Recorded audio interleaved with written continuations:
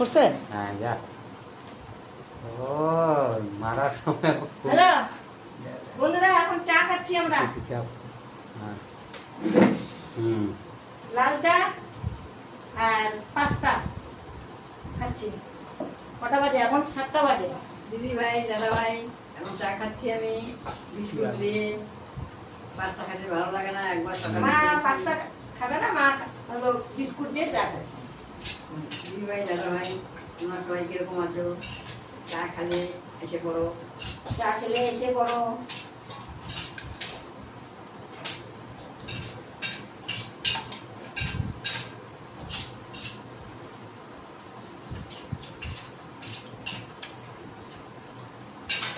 এই বিস্কুটটা নরম কেন? ডাইজেস্টিভ তো। একটু চেপে নিয়ে আগে দিয়ে না না না, চিনি দাও, চিনি চিনি চিনি।